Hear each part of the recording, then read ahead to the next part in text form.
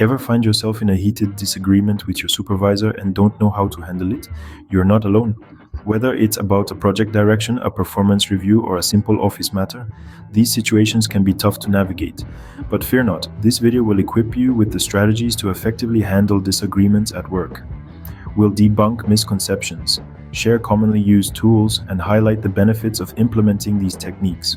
But here's a common mistake: getting emotional and defensive. Does that sound familiar? Many believe that the louder their voice, the stronger their point. But that's a misconception. Picture this: you're in a heated disagreement with your supervisor. Your heart rate is up, your hands are clammy, and you're seeing red.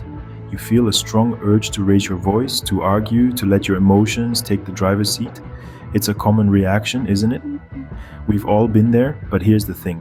Allowing emotions to take over during disagreements often leads to unproductive outcomes.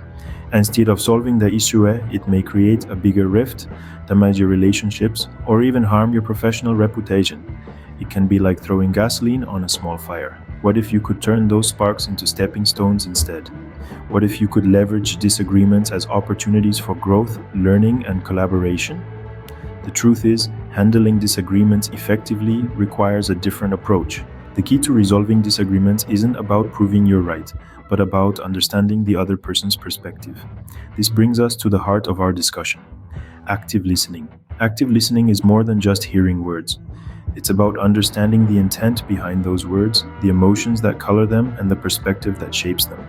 It's about showing empathy, respect, and patience. When you actively listen, you're not just waiting for your turn to speak.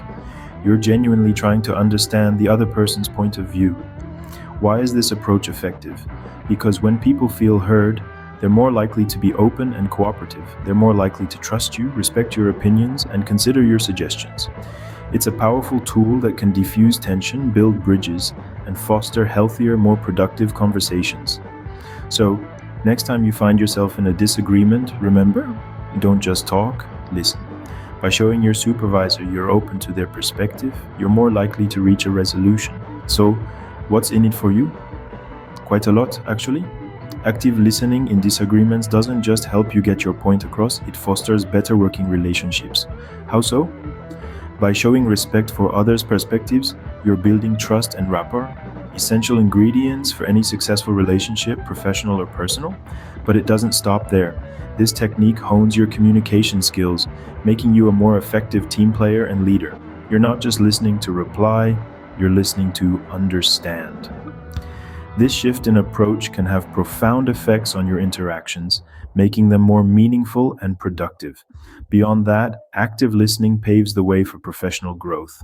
By resolving disagreements constructively, you're demonstrating maturity and emotional intelligence, qualities highly valued in the workplace. They can open doors to new opportunities, leadership roles, and career advancement. Now, imagine a workplace where disagreements are resolved in a productive manner. That's what you can achieve. Disagreements at work are inevitable. How you handle them makes all the difference. As we wrap up this guide, let's quickly revisit the key points we've covered. Firstly, we tackled the misconception that emotions should rule your reactions. When faced with a disagreement, it's crucial to keep a cool head and avoid letting your emotions take the driver's seat. Instead, let reason guide your actions. Next, we explored the power of active listening. This isn't merely about hearing what your supervisor is saying, but also understanding their perspective. It's about showing empathy, seeking clarification, and making sure you fully comprehend their viewpoint before formulating your response. We also discussed the immense benefits of using these techniques. Not only can they help diffuse tension, but they can also pave the way for better relationships and professional growth. Implementing these strategies can transform disagreements into opportunities for learning and development. But remember, knowing these techniques isn't enough. You need to put them into practice. Reflect on your past disagreements and consider how you might have handled them differently using these insights. Then apply them in any future disagreements that may arise. This won't be easy and it may take some time to master, but the results will be well worth the effort.